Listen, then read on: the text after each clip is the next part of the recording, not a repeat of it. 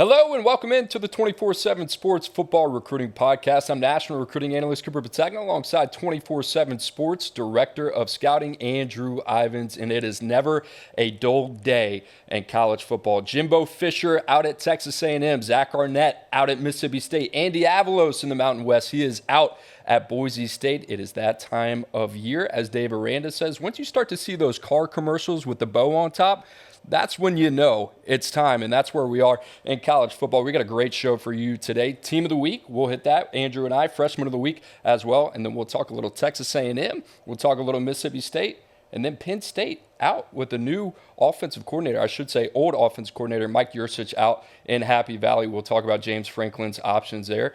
But, Drew, first, one little thing. How about Jaden Daniels? It's time to pay this guy his respects. Give him his flowers, as the kids like to say. If you didn't watch that game or you were under a rock on Saturday, Jaden Daniels' performance against Florida, pretty electric. 372 passing yards, 3 touchdowns through the air, 234 yards on the ground, 2 touchdowns. Also, as well on the ground, LSU defeats Florida 52-35 in that game. Jaden Daniels spectacular in that game. He has been unbelievable all season. He also leads the country most plays over 20-plus yards or more with 76. Michael Penix, who pretty much throughout the entire season has been the Heisman frontrunner, he's second in that category with 57. Drew, this comes to mind for me because Jaden Daniels makes everything look pretty effortlessly now through the air, which is saying something because it wasn't that way last year. But on the ground, this is a guy that you have to account for. I think that stat that we talked about earlier in the show that I just mentioned, the 20-plus yards, explosive plays on the ground, he is so much of LSU's number one offense. They are averaging 560 yards per game. Oregon is number 2 in the country in total offense at 540. That's 20 more yards per game. Drew, it got me thinking. This guy's putting up astronomical numbers that we haven't seen since Joe Burrow in 2019, which is arguably the best offense in college football history. Malik Neighbors, Brian Thomas Jr., they deserve a lot of credit. But what's next in Baton Rouge after Jaden Daniels, right? You think about that quarterback situation. Garrett Nussmeier seems to be the guy that they're going to go to. They kept him. A lot of people thought he was going to go in the transfer portal. After that, Ricky Collins, a top 247 arm force. Colin Hurley, who we've talked a lot about on this show in 2024. And then they're after Bryce Underwood in 2025. None of those guys, Drew, are dynamic runners. And it kind of made me think. I went all the way back in Brian Kelly's history of quarterback lineage at Notre Dame. He's never had this guy. And you think about what Jaden Daniels has done this season and how easy he's made it look. I think LSU is going to look a lot differently offensively next year. You're going to see them get back to traditional ball. But this guy's been unbelievable. Andrew, every time I watch him, it's just kind of like my eyebrows raise. And it's like you think you've seen it before, and then he does something again that makes you kind of say, wow. Yeah, that was the game that was on in the Ivins household on Saturday night, Florida LSU. I thought Florida played probably good enough to potentially win that game. They just had to face number 5, and when you're starting 2 true freshman safeties in Death Valley, and those guys got to close down on some angles, and they're trying to tackle Jaden Daniels, not the ideal situation. Cooper, I agree. Looking forward, LSU's not going to have this cheat code at quarterback in terms of a guy that's going to be able to bail you out. You mentioned Garrett Nussmeier, Colin Hurley, Ricky Collins can run a bit. We'll see if they get Bryce Underwood, our number 1 ranked quarterback, in the 2025 cycle. He's a basketball player. He can tote the rock a little bit, move the chains with his legs. But yeah, I think you're spot on here. It's going to look completely different. But I think LSU, man, they got to figure out that secondary, the defensive line, just really the whole defensive side of the ball, because Jaden Daniels, we'll see, what happens with the Heisman Trophy, but it's not his fault that LSU has these losses early on. I mean, he has played well enough to get LSU potentially to Atlanta and maybe even a college football playoff spot. This season is not on him. Yeah, it makes that offense a lot more difficult to defend. As you can imagine, Alabama had no answers for him. Florida obviously had no answers for him. Florida, a defense that was actually playing pretty well under new defensive coordinator Austin Armstrong. So you think about LSU next year, that offense, what that's going to look like under Mike Denbrock, Joe Sloan. You got to give those guys a lot of credit. Drew, I think the reason I wanted to bring it up, I wonder if it kind of alters Brian Kelly, Mike Denbrock, the way they look at that position going forward, because they haven't had this guy. as those two have been together, they've never had a guy like Jaden Daniels. And that's saying something. He is the exception to the rule, especially once you start to factor in his legs a little bit. But I wonder if they're going to dip their toes in to maybe more of a quarterback that can get more done on the ground going forward. Just a reminder, you are watching the 24/7 Sports Football Recruiting Podcast. You can find us every Tuesday, Wednesday at 5 o'clock Eastern Time on the 24/7 Sports YouTube channel. You can also find us on Apple, Spotify, and wherever you find your podcasts. All right, Drew, it is that time of the week. It is time for Team of the Week, and I'm going to let you tee it off with a team that nobody has talked about all year. They've been out of the headlines. Little old Michigan. Yeah, man, Michigan. What was all the players tweeting out? Bet.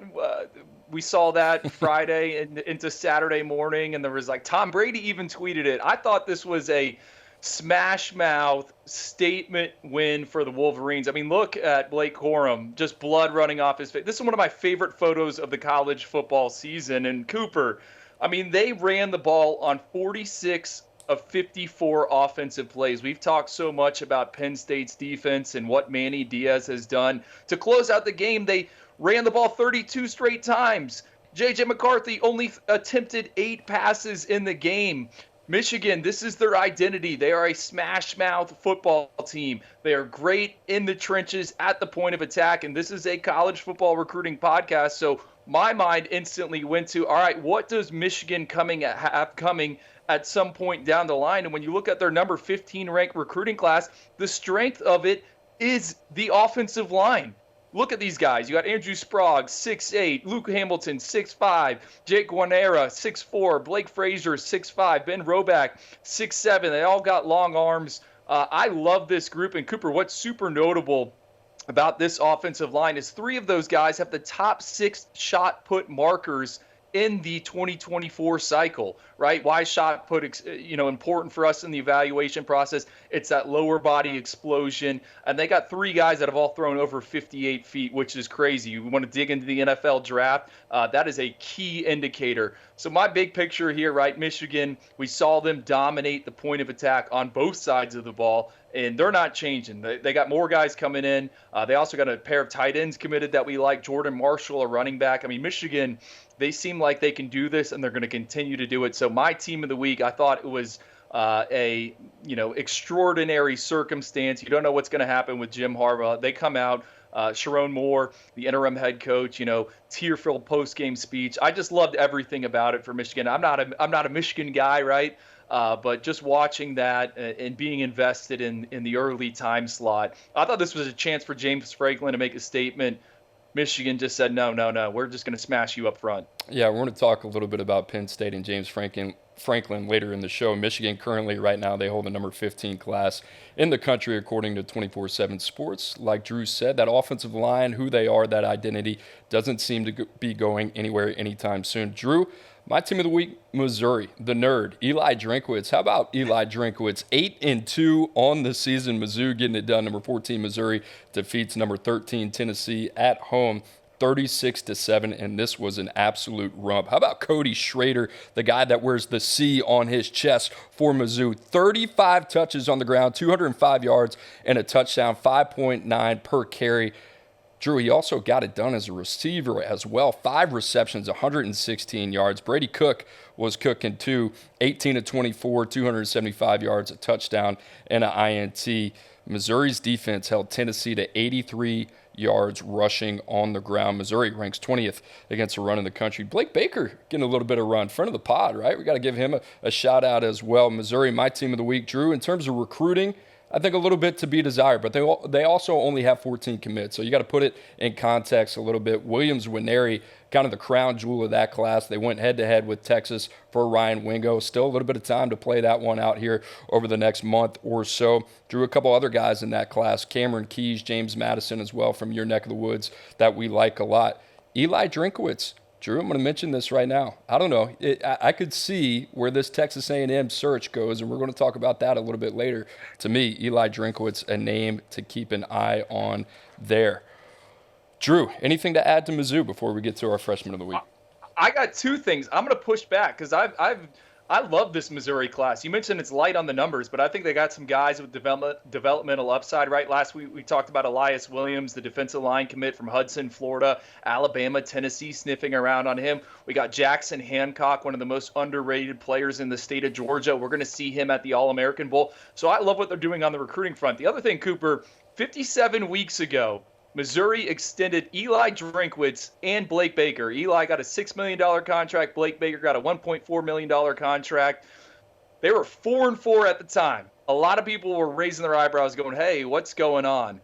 Credit to Missouri's administration. Ahead of the curve here. Look at them now. Both those guys are locked into deals. We'll see what happens with this coaching carousel. But kudos to the folks in Columbia for believing in what they were building. And now they're seeing the fruits of the labor, right? For Missouri, we'll see where they end up in the bowl picture. But I think they're one of the stories of the college football season. I can see you on the calendar, on the fridge, 57 weeks ago, Eli Drinkwitz, Blake Baker, contract extension. You're coming around, you save it for a good nugget on the pot. All right, Drew, freshman of the week. I'm going to start with you. You like Clemson cornerback Avion Terrell?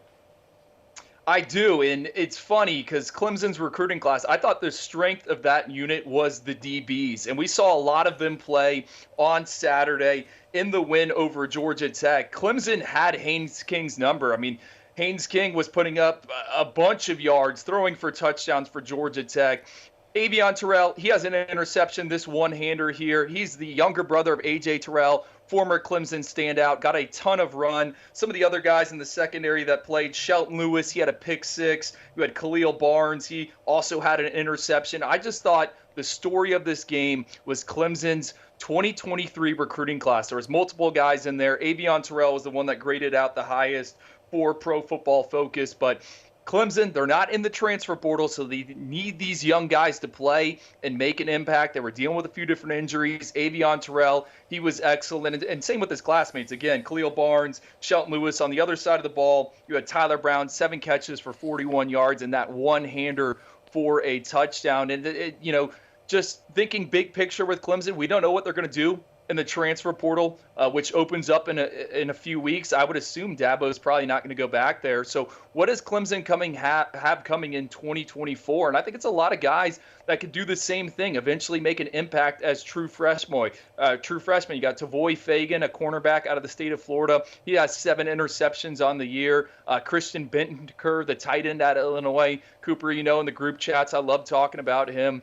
Broke a number of records in the state of Illinois. So Clemson, they're not going to bring in the veterans, but I think some of these young guys have a chance to play and make an impact like we saw from Avion Terrell and the rest of those guys over the weekend in the win against Georgia Tech. Give Dabo Swinney a lot of credit. He takes a lot of flack, right? And here's the thing. They're 6-4 in the season. They're also 2-0 since I came on this same show and said sell your stock on Clemson as a program. Sammy Brown, Brian Wesco, 2 guys that we have within our top 32. TJ Moore, another top 247 receiver. So help on the way at the perimeter. They need that. You mentioned Bittenker.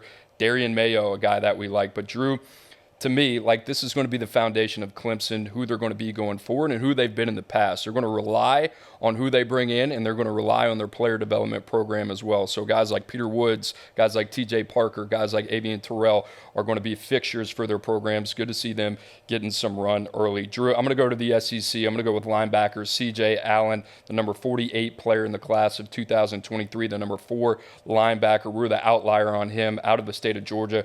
Drew, I said at one point he kind of reminded me of Roquan Smith, now getting some run here and gets a start against Ole Miss in a top 10 matchup. He responded 10 tackles, 1 sack, 52 snaps, highest snap count of the year, filling in for Jason Dumas Johnson. So C.J. Allen, you turn on the tape, especially in this game, all over the place, Drew. I think they got a special one that goes without saying. Raylan Wilson was also on the field as well in Athens on Saturday night. Good to see those guys running around. You think about Glenn Schumann, we're going to talk about him a little bit later, but the linebacker classes that Georgia continues just to stockpile talent.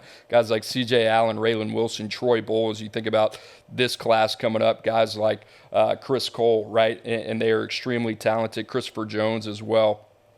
This is a team. Justin Allen, I didn't even mention him, the highest rated one out of all of them. Justin Williams, excuse me. So Georgia, just hard to explain what they continue to do at the second level and at the linebacker position.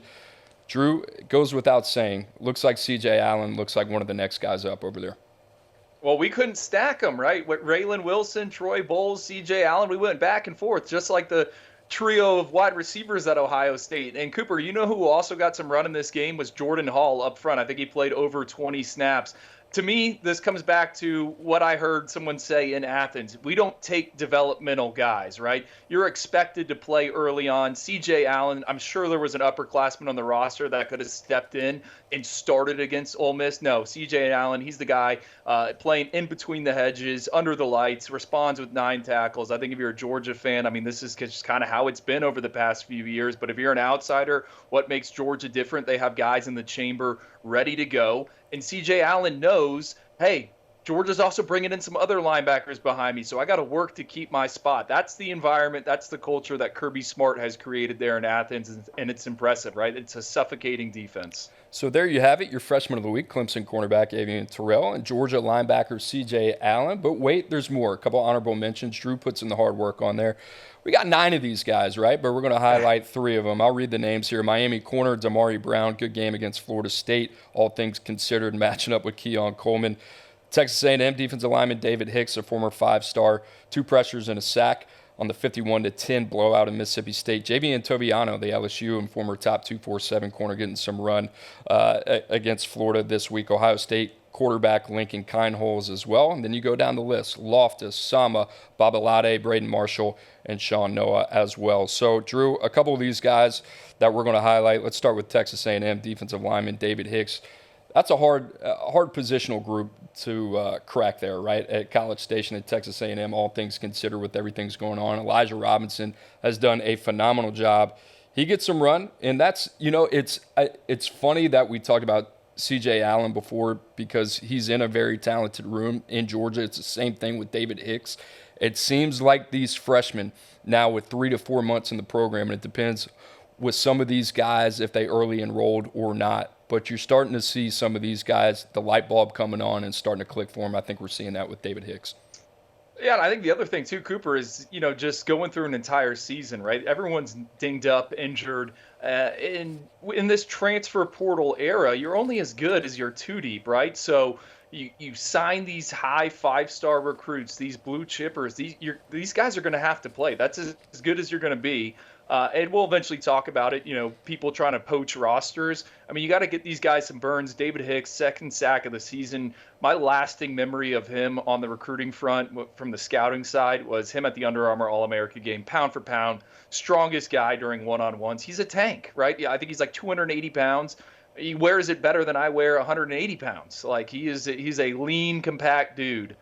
So glad to see him finally getting some burn there. A guy who could play multiple spots, and I think it was one of those guys that I think we had to asterisk to be really careful with in terms of the evaluation side of not to get fatigued with, right? Because he started out really high. It's really easy to say, all right, now we're going to start nitpicking this guy because we've seen him. We've been around him for 2 to 3 years in the evaluation process.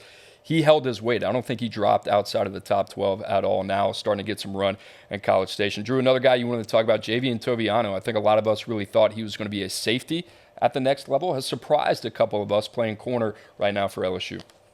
Well, you're the LSU grad. Do you think this is out of necessity? And I do remember that. Another guy we saw at the Under Armour All-America game, I mean, over 200 pounds. Rare to kind of see a guy play out on the perimeter. LSU needs help, and I think they had a guy kicked out for targeting or an injection at some point in that game. And, it's kind of just got to roll with the bodies you have. And I noticed him when I was watching it out there. I still think he might be a little more safety than he is corner, but I'm kind of getting on that train. Give me the big bodies, right, on the perimeter, play them in the boundary, have them in that hand-to-hand combat, and then whatever happens behind them, hopefully you have 2 safeties back there. But no, 10 tackles, I think team high for the Tigers against the Gators. I don't think LSU has that luxury right now. I think if you ask their defensive backfield, the defensive coordinator, Matt House, they would love to play Toviano, whether it was a nickel or play him in the deep third or whatever it is. But right now he's a big physical body. That's the one thing. You watch the tape on Toviano, he is not timid whatsoever. He's kind of built for that conference. So a long boundary corner that can do a lot of different things. Maybe they're out of necessity, but you know what? If he plays well enough, maybe that's a guy you can kind of roll with in the future. Drew, 2 other names, quarterback position. Let's start with Lincoln Kineholes. 2 of 3, 18 yards. That doesn't pop, but how about this? I mean, he's the one getting the run in the 38-3 route right, when Kyle McCord is out of that game. Devin Brown is injured. You wonder what's going to happen with him after the season in Columbus. Lincoln Kindholz, Drew, got a little bit of run there. What do you think about that? Well, I mean, no one else is going to talk about it, but this is a roster management, recruiting podcast show, whatever you want to call it. Is this Ohio State's quarterback of the future? I think it was notable he got in the game, right? It was late when the game was in hand, but I still think Lincoln Kindholz is a name college football fans need to get familiar with. And Cooper, let's go back to the All-American Bowl last year. This is a kid that came from Middle America, right? He was shell-shocked initially when he was on the field with all these other 4- and 5-star recruits, kind of struggled through practices, but when those lights came on in the game, he had one of the biggest throws and completions. So I think Lincoln Kindholz, keep an eye on that name, and I'm excited to see if he gets some more run here. There was a few other programs that got their young guys into the mix, right? You know, you can play up to 4 games, including the bowl game. I think it's a smart, calculated move by Ohio State to get him involved. Let's talk about one of those other programs. Duke quarterback Grayson Loftus, how about him? 16 of 28, 189 yards, 3 touchdowns, did not turn the ball over. Also had a rushing touchdown. Duke, they fall 47-45 in a double OT loss to North Carolina. Second straight start for Grayson Loftus. Drew, what do you have to say about the young man? I remember this time last year, there was an unnamed, I'm not going to name the ACC program, that was sniffing around on Grayson Loftus, and I think they would love to have him in the fold right now. A bit surprising, a kid out of the Carolinas, baseball background, dig a little bit into the profile. I'm honestly surprised he played well enough to win in Chapel Hill against a ranked North Carolina, but think about Duke, right? Mike Elko there, Riley Leonard probably off to the NFL. We like Henry Boleyn, who started the season as the second quarterback. He gets injured, and in steps Grayson Loftus. And I think Duke, you got to think he's the guy of the future. And I think if you're an ACC fan, he's going to be a pesky individual to deal with over the next few years. Hey, just a reminder, if you like this show, you like the 24/7 Sports Football Recruiting Pod, then check out our friends here at 24/7 Sports, the college football recruiting show, live every Monday and Thursday at 5 o'clock Eastern. Emily Proud and Blair Angulo holding that down. They got some can't-miss stuff. Signing day, December 20th. The clock keeps ticking, a lot going on. And Drew, the clock is ticking. It is coaching carousel time. You and I are going to buy some tickets. We're going to get on that carousel. And where to start? Let's go to College Station, baby. How about this? Jimbo Fisher, he's out at Texas A&M. The Aggies have gone 42-25 under Fisher and lost 9 consecutive road contests. Fisher's contract ran through 2031. By firing without cause, A&M now owes Jimbo Fisher a record-breaking $76.8 million. Are you kidding me? Here's what AD Ross Bjork had to say about the decision that went into Fisher's departure. Here's how I looked at it. Everything impacts the next year. But as we said here, we finished the season hopefully strong. The transfer portal is coming and going. Signing day, a bowl game. Maybe we hire some new assistant coaches and, do those kind of changes. I wasn't confident in that plan, which then would have impacted the 2024 season. So it's not about transition of SEC. It's all about, can we go through this next 8 weeks and have the right plan and succeed in that environment to build for 24? And I didn't see a pathway to then lead into 2024.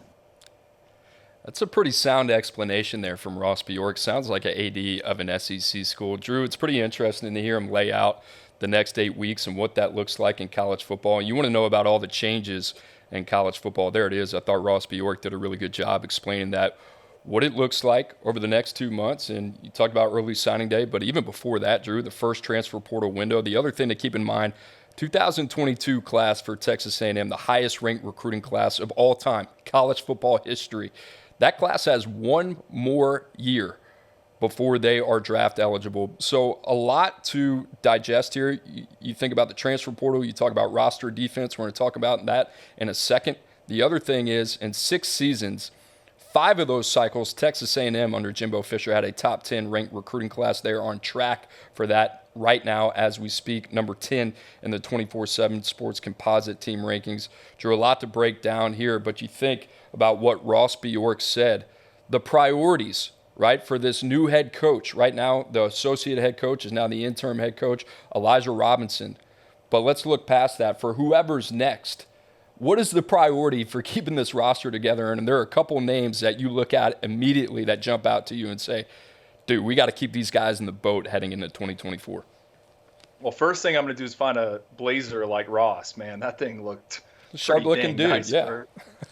I'm jealous. I need one of those for the signing day show specials or whatever. I think it starts with David Hicks, right? Well, I mean, we just mentioned you're going to have to play a little roster defense. David Hicks, Walter Nolan, Shamar Stewart, Shamar Turner. I mean, all those guys I think are important. I think Evan Stewart's, whoever is hired, got to talk with him, right? He is the game breaker of that offense. I always love bet me some Evan Stewart overs on the receiving yardage. So I think the premium positions, and then Chase Besantis, young tackle who has got some run here as a freshman and has started multiple games. I think the premium positions are going to be key. And then Connor Wegman, right? You got to keep him in the fold. We'll talk about here in a second, what is the long-term outlook? Who's going to be the next QB1 for the Aggies? I got some question marks there. But for me, it starts with that defensive line room. I think retaining Elijah Robinson would do wonders there. And then Evan Stewart, Chase Besantis. Those are the guys for me I am calling into the meeting room immediately. Yeah, good point on Elijah Robinson. It kind of feels a little bit like Cadillac Williams at Auburn last year, kind of held the ship together, right? Did a really good job closing on that 2023 class, gets a promotion to associate head coach under Hugh Freeze. I think we could see that same type of pathway play out for Elijah Robinson over the next couple of weeks. So there you talk about roster defense, what that looks like, who are the guys that they need to keep in the boat. I think you make a good point on the defensive line. Evan Stewart, he is that dude, right? And you think about that top 10 ranked recruiting class, Drew. Think about that receiver position, who you got coming in. 2 of your 5 stars right now more than likely are going to play on the offensive side of the ball. One of them going to be Cam Coleman at the receiver position from Alabama. Right now, I think the recruitment is open, even though he's committed to A&M. That's all you could expect at this point. The other one, Terry Bussey from the state of Texas, listed as an athlete, could be a receiver, could be a DB. He can play ball regardless. Drew, this top 10 class, what is your priority here? Who are you trying to keep in the boat? And if you're that new head coach, who's maybe that one guy that you don't have, but if you got 2 weeks until signing day that you're like, all right, let me go get him?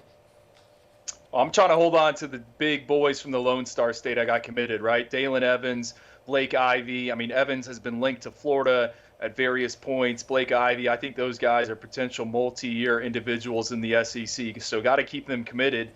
And then whoever steps in, I'm making a phone call to DJ Lagway. I have question marks about what's next for Texas A&M long-term at that quarterback position. I know they had the transfer that came in and helped put up 51 points against Mississippi State on Saturday night. But I don't have a ton of confidence in that unit. They got 2 arms committed right now, Anthony Maddox, Miles O'Neill in the 2024 cycle. Both those guys are 3-star prospects for us. Cooper, we saw Anthony throw, where was it, at the Under Armour camp? Miles O'Neill playing a small ball up in the Northeast. I think they got to figure it out at quarterback. And to me, DJ Lagway, we've shot him up in the rankings, obviously committed to Florida. This is not, I don't think this is anything a surprise that you mentioned the name, but he's an in-state talent.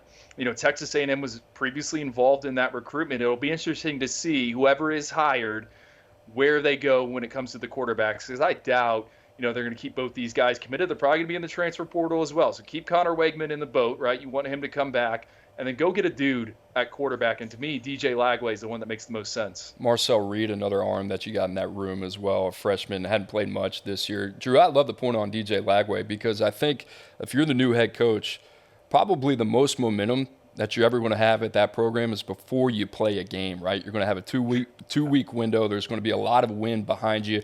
And right now, Billy Napier is doing a great job recruiting.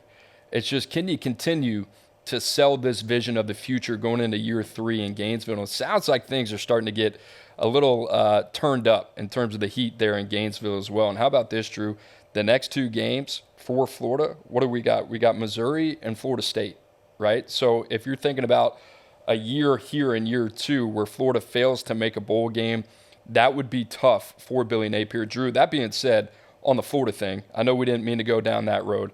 I'm all good with giving Billy Napier a third year in Gainesville. I love the way they're recruiting. I think he has earned that, not on the field. I think it's fair to criticize what they've done on the field, but in terms of what he is bringing in that roster, I'd want to give him another year. I don't want to make that same mistake that I did with Mike Norvell where he turned it around in year 3. I want to see what happens there. So A&M, one of the most enticing jobs, if not the most enticing job on the market right now. I mentioned Mississippi State as another, Boise State as another 2. I'm sure there will be a few more that trickle in. But Drew, my favorite part of the show, the first call. We get to put on the tinfoil hat. We get to be the AD. We get to be Ross Bjork. We get to put on that nice coat for a little bit, pick up the phone, the burner phone.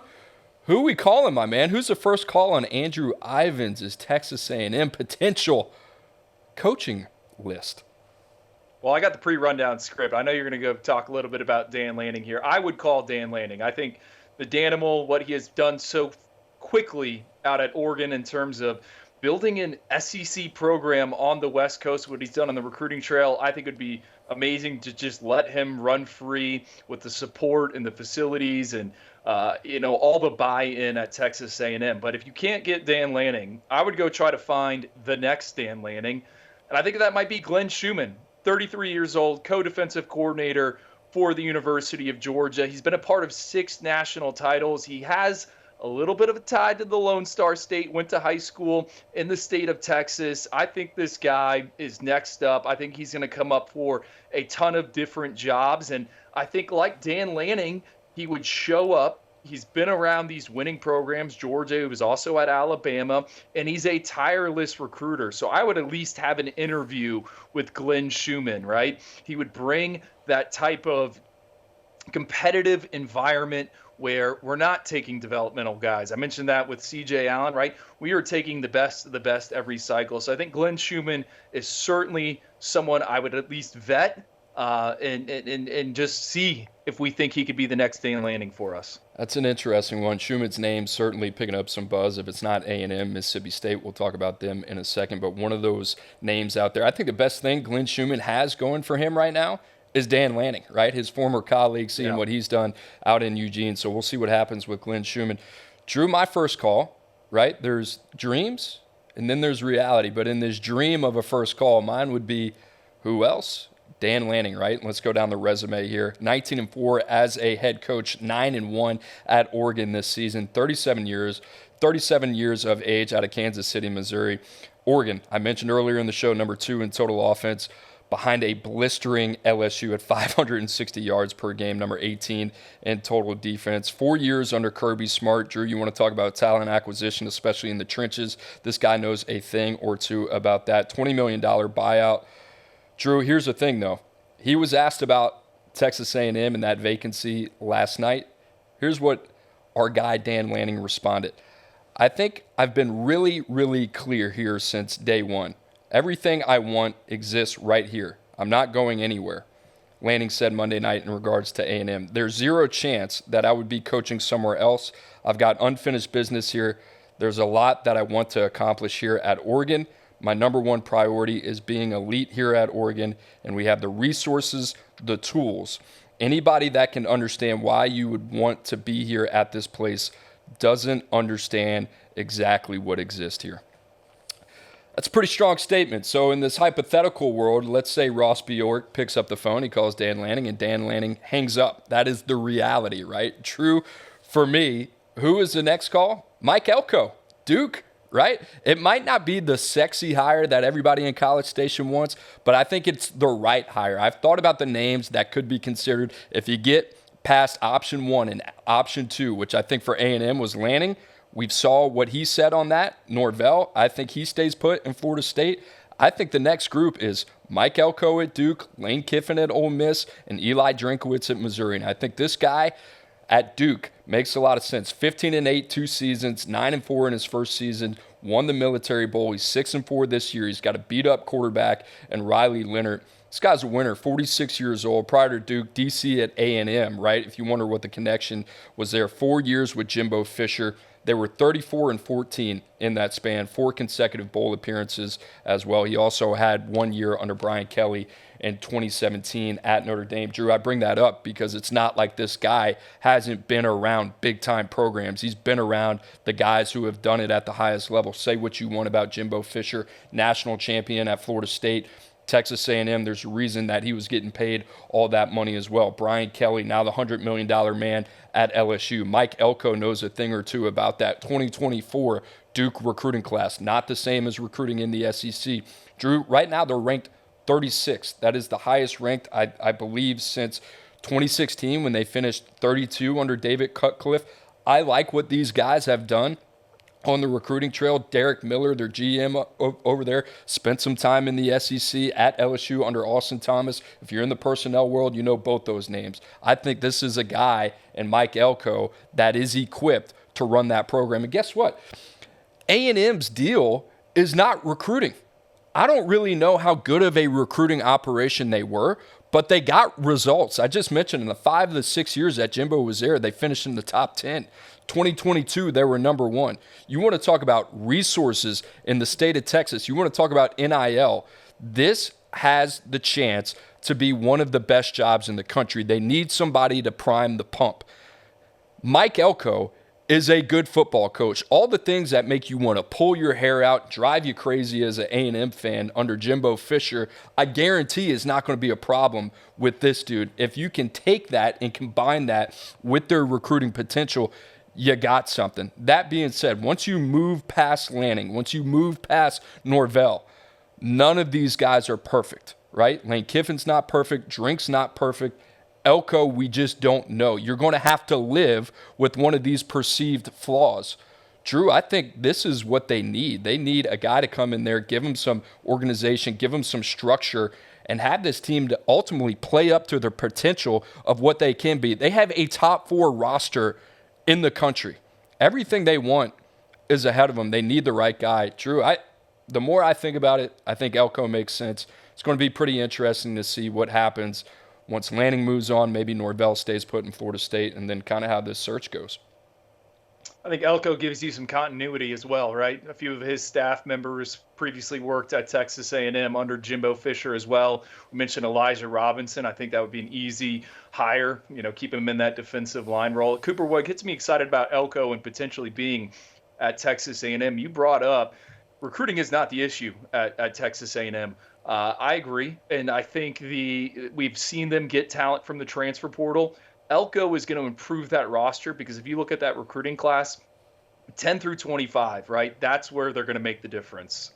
And you've seen it at Duke, a little bit of a developmental program right now. They're not trying to play these freshman guys early on, but you look at the 2 deep, right, go glance at the box score, get in the ultimate on PFF. A lot of sophomores, juniors, guys that have been coached up for a few years that weren't highly recruited are the ones making plays in the ACC. So that's what would excite me about Elko, right?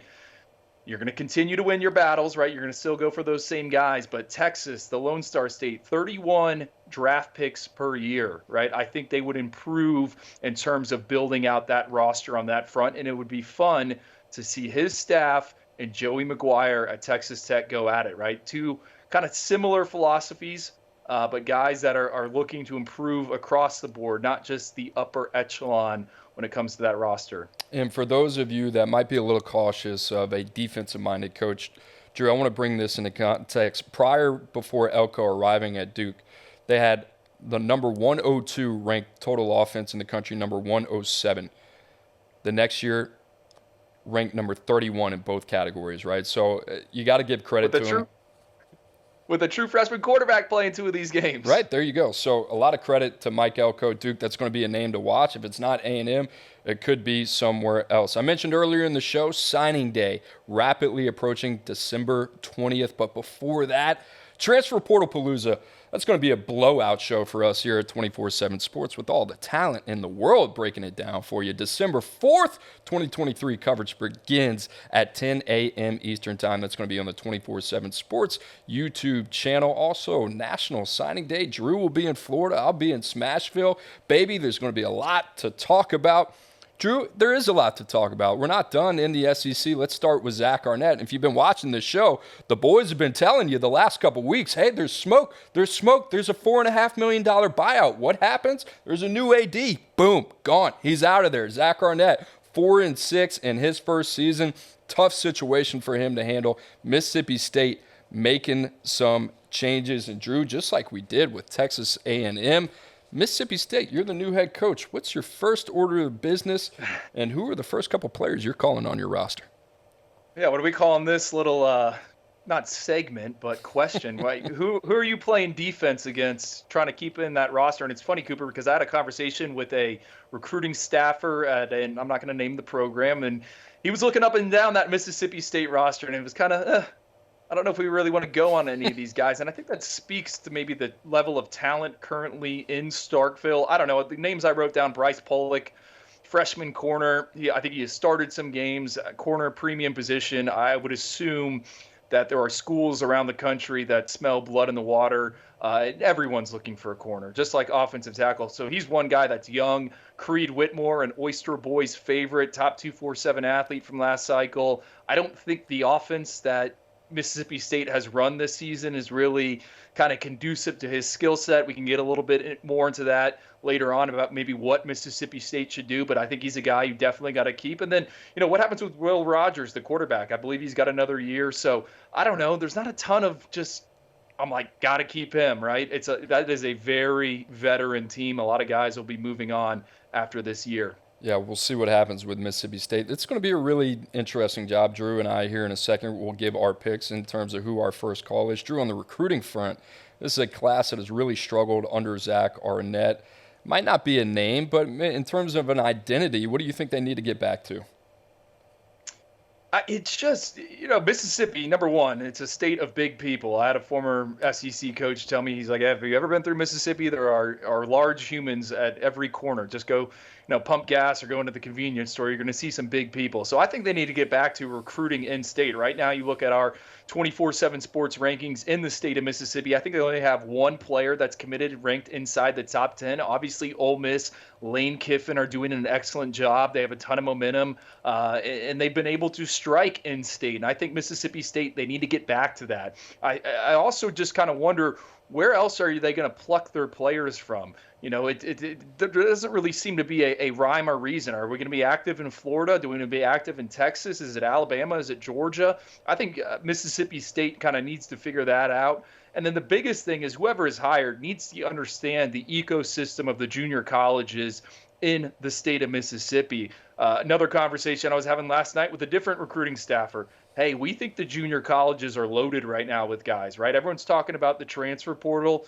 Some of these kids in the junior college ranks have been forgotten about. And when you're at a program like Mississippi State, you're not taking a bounce back from an Alabama or Georgia, right? You get a kid from junior college, they're going to show up and they're going to appreciate being there. So I think whoever is hired, get back to the basics, junior college recruiting, lock down the state to the best you can, and then pick where you want to go. Is it Florida, Georgia, again, Alabama, maybe up in Tennessee? We're seeing the improvement there, but they need to figure out where they're going to get a handful of players to supplement everything else. That's a great point, because you think about Ole Miss, who has been a lot more active on the recruiting trail, which seems like they have taken advantage of, let's just call a lame duck head coach in Zach Arnett out after 1 year. A lot of things changing in Starkville. Lane Kiffin smart enough and his staff to take advantage of that and be opportunistic. Ole Miss is also a team that is very heavily involved in the transfer portal.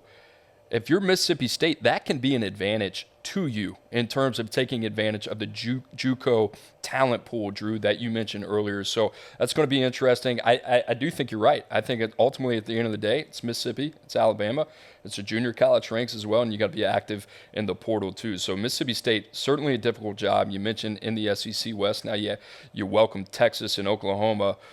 Whew, what a job in Starkville. Drew, speaking of, your first call, let's put back on the tinfoil hat. You're the new AD in Stark Vegas. Who's your first phone call to? We just kind of talked about it, right?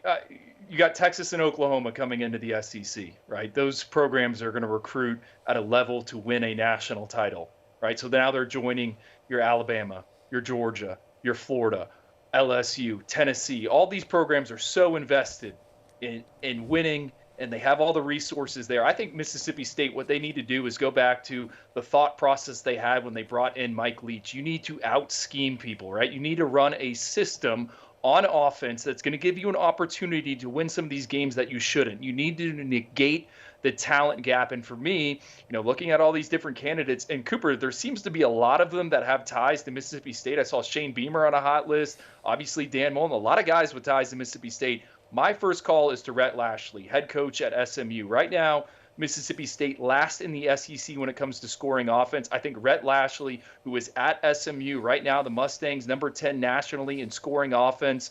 He's been there for 2 years. I know SMU is moving to the ACC, so maybe that, I don't know, muddies this up a little bit. I mean, they have a ton of support behind the program, but I think in terms of an offensive mind, Rhett Lashley is someone that I would vet, someone I would like to interview because his system can put up points, and I think that's what Mississippi State needs to do. They need to outscore people, try to play some sound defense. We saw him put Rashee Rice in the NFL. Rhett Lashley, I mentioned, I don't know about his chops when it comes to a junior college recruiter, but he has been excellent in the transfer portal. Right now, SMU, Elijah Roberts, a kid they got from Miami, he's up there when you look nationally at PFF in terms of pressures and sack rate. That's a rehabilitation project. When Rhett Lashley was at the University of Miami, De'Ara King, Charleston Rambo, those guys were both veterans and mercenaries they plucked from other different schools. So I think Rhett Lashley has the right mindset in trying to find some of these veterans. He's done it in the past. So he's a guy I would check out. 40 years old, born in Arkansas, and has SEC experience. Not as a head coach, but he's got experience in the SEC. He was at Arkansas and Auburn. So I would think through that mindset. Give me some guy that's going to score points with his offensive system. That's an interesting one. Not really a name I've heard a lot for Mississippi State, but I think it makes sense in terms of kind of the way that you put it out there from a conceptual standpoint. Drew, I'm going to go with Glenn Schumann, name that we already talked about. You talked about the young defensive coordinator at Georgia with the Bulldogs. And to me, this went back, like I said, I think the biggest thing he's got going for him is the success that Dan Lanning has had in Eugene. And if you were Mississippi State, I talk about this all the time, program awareness is so important for an AD, or ultimately at the end of the day, whoever the decision maker is that's going to make the decision on hiring your next head coach. You need to understand where you are in the pecking order and the hierarchy, not only in college football, but in this case, the SEC and the SEC West. And who is a guy that understands it? Who's a guy that gets it? Who's a guy that understands point of attack recruiting? Who's a guy that understands how they're going to build their team inside out? Who was forged by the powers of the SEC in college football and Alabama and Georgia? That's all this dude knows. He's 33 years old. He's young. You're taking a shot. There's going to be a lot of questions about experience, all that stuff. I completely get it. But if you're Mississippi State, and you just had Zach Arnett, he's out one season, 4-6. You got a new AD. I get it. This, to me, seems like an opportunity that's too good to pass up. The other guy that I was thinking about, Drew, was Dan Mullen, that I think makes a lot of sense. Now in the NIL era, I thought he was just a wonky fit when it came to roster construction in Gainesville. He won more than 10 games in both of his first 2 seasons in Florida. Dan Mullen can coach ball. You know what the ceiling is at Mississippi State. Has he changed? I'm willing to say and willing to bet no, that he hasn't. I've been around a lot of coaches, and not a lot of these dudes change. I think they are who they are. They don't generally have an appetite for recruiting. That's probably who they're going to be a couple years later. I don't think a quick stint at ESPN is going to change that.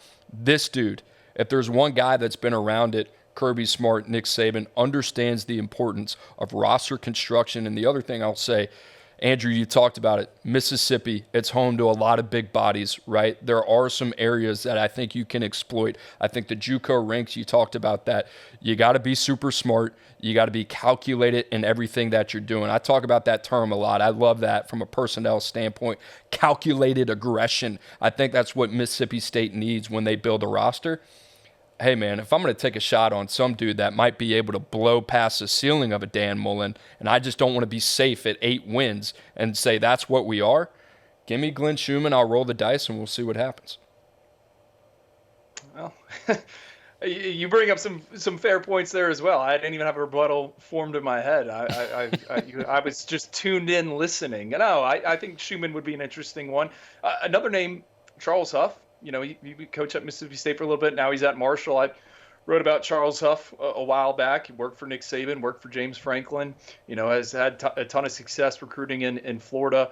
No, I agree with you. I think the personnel hire will be fascinating there. Who is going to come in and run the recruiting department, and what plan do they implement, right? Are they going to, is it going to try to be a 1-year, 2-year rebuild, or are they going to build through the high school ranks? That's what I'm fascinated to see with Mississippi State, right? How long is the leash? What is the plan? How are we going to attack it, and how are we going to rebuild the roster? All right, Drew, a little bit of a stunner, I would say, this weekend. Mike Yurich, offensive coordinator at Penn State, he is out. He joined the staff under James Franklin in 2021. Penn State, their second loss of the season at home to Michigan. It's been a long talked about topic. Are you getting the most out of Drew Aller? Are you getting the most out of this offense? Drew, I know for you, this one kind of raised some eyebrows. Yeah, I don't like it. I'm going to be honest, and I again watched the Penn State Michigan game, and obviously we had Drew Aller ranked very, very high. Cooper, my question to you is, the issue for Penn State and the Nittany Lions, is it the quarterback or is it the wide receivers? Because I think it's the wide receivers that aren't catching enough flack for this passing attack and this offense not being able to move the ball down the field. I mean, last year they signed one wide receiver back in 2022, Caden Saunders, Anthony Ivy, Amari Evans, Tyler Johnson. I mean, those guys have combined to catch 11 passes this season. Where is the talent at the wide receiver position? I think Penn State, I don't know. To me, was last week, right? We brought up how we like Yurcich and what he has done from quarterback evaluations, how he has built that room post Drew Aller, right? You're going to have Jackson Smolik, a kid they flipped from Tulane who was at the Elite 11 finals. Then they got Ethan Grunkmeyer, excellent evaluation. We're excited to see him. I believe he's going to be in the Under Armour All-America game. He's having a heck of a senior season there in Ohio. And I just don't know, what direction are they going to go here? What does Penn State want to do on offense? What is their identity? I thought they were a power attack that could maybe potentially air it out and take advantage of what Drew Aller is able to do. I don't know. This one's a head scratcher for me, Coop. Yeah, it's going to be pretty interesting. Listen, I understand why James Franklin would do it. You look at Penn State, and I would say the talent that you have at the quarterback position. I love the way that they built the offensive line. 88th in the country in passing offense. They're averaging just over 200 yards per game at 206. Number 72 in total offense. We know about Nick Singleton. We know about Katron Allen. You think about Penn State, you think of a 12 personnel type of team, utilizing those tight ends and being able to play north-south. Drew, I get it, but I also understand your cause for concern from a recruiting trail standpoint, because outside of just the elite of the elite, when you look at Ohio State and you look at Texas and what Steve Sarkisian and what Ryan Day have been able to build in their quarterback room, you kind of look over there to Penn State and you're like, whoa, they got Drew Aller, right, in 2022, number one quarterback in that cycle. They do a really good job of finding and digging out Jackson Smolik, who was once committed to Tulane from the state of Iowa, had a really good performance at the Elite 11 finals. And then you think about Ethan Grunkmeyer as well in the state of Ohio. Kind of crazy that they were able to do that 2 out of 3 years, go to the state of Ohio within the Big Ten Conference and pull out very talented quarterbacks. I like the job that he's doing from a recruiting standpoint, but at some point you got to see these guys develop. And Drew, the thing is, I think Drew Aller is a top 5 talent at the position, right, at the quarterback position. And we were very high on him coming out. I think it's more about, can you build around Drew Aller? And I think from a protection standpoint, they have it. I think they leave a lot to be desired at the receiver position. You bring up a good point there, and I think it was probably fair to question whether or not they needed to make a change for the betterment of the future at the play caller position. So I agree with that. The other thing is, I don't think they're getting it done at receiver. You brought that up. I think that's a big crux for them right now. They got to find a way to recruit elite level talent there. They just haven't been able to do it. Josiah Brown committed in 2024, along with Peter Gonzalez and Tassir Denmark. You think about 2023, it was just Carmelo Taylor. Caden Saunders, a guy that we had in the top 247, he's only played 106 snaps, right? I look at Penn State, and I'm going to put this on James Franklin. You better go out there in a couple weeks, and you better be a buyer in the transfer portal market. You got to get together whatever you need to get together. And I kind of look at Florida State, Drew, and you look at what they've done through the transfer portal, Keon Coleman, Johnny Wilson, Jaheim Bell, right? They were able to flip that room rather quickly, kind of bought him some time in terms of how they've recruited it via high school as well. Penn State is not in a position to say, you know what, we're going to roll out with the guys that we have right now. I think they need to flip that room. I look for Penn State to be big buyers in the receiver market at the transfer portal. And if they're not, I don't think they're good enough to be status quo. So this one's pretty interesting to me as well. Cooper, we've mentioned this at length throughout the cycle. This is one of the most loaded receiver cycles we've ever seen. How many guys do we have in our top 32? 8? 9 of them could play wide receiver. Penn State doesn't have any of those guys committed. We just saw the graphic, right? Tassir Denmark, Josiah Brown, Peter Gonzalez. Yeah, they're fine. Are any of those guys wide receiver ones, right? Are they true, hey, 3rd and 8, I'm getting 10 yards and we're moving the chains, I'm creating separation? I don't know. I don't think so based on what I've seen thus far. Maybe I'm wrong, but they don't have that dude. You want to talk about a first call? Penn State right now? Call Cam Coleman. 5-star receiver. Go get a dude on the perimeter. That's just how I view it. And the other thing with the Yurich leaving, it just feels weird to me because Penn State's trending on the crystal ball for Beckham Kritza. Depending on when you're watching this show, he could have announced his commitment. He's doing on the 24/7 Sports YouTube channel. Quarterback out of Colorado that was in California, spent some time at Miami. He's in a 2025 arm, and it just seems like for Penn State to circle in on him, take him without an offensive coordinator in place. I don't know. I don't like that move. I would wait to get my guy hired before I made a move on a 2025 quarterback because I think that quarterback room, you mentioned it, with Drew Aller, Jackson Smolik, Ethan Grunkmeyer, that is going to be attractive for an offensive coordinator candidate, right? If you're one of these guys out there, Sean Lewis, you're looking at Penn State, hey, I can come in. There's talent here. We know the offensive line's good. I got 2 excellent running backs. I don't know, just the idea that they might take a quarterback with an interim OC just feels a little bit off. Yeah, that's a little shaky there as well. They're probably too far down the road if it does end up being Penn State for Kritza. We'll see what happens there. Drew, another name, Joe Moorhead, head coach at Akron right now, 4 of 18. Don't know what's going to happen with him in his 2 years there in Akron, Ohio. The other thing about Moorhead, Drew, you look back on Moorhead, Penn State offensive coordinator 2016, 2017. They had a lot of success there. Trace McSorley, another guy, Saquon Barkley, you might know his name as well. You mentioned Sean Lewis, another name I want to throw out there. Bush Hamden at Boise State. Andy Avalos out there. Boise State, that offense, 2-quarterback system. They've put up 30-plus points in 8 straight games. So that might be a name that might be sitting out there as well, even if it's as a positional coach. Drew, that's all I got for today. Guys, we appreciate you watching as always. If you're still hanging on, you're watching right now, make sure to smash that like button, smash that subscribe button. The boys got a lot of goods over the next month. And like I said, the Transfer Portal Palooza, December 4th, signing day right around the corner as well, December 20th. For our Director of Scouting, Andrew Ivins, I'm Cooper Petagna. We'll see you back here tomorrow.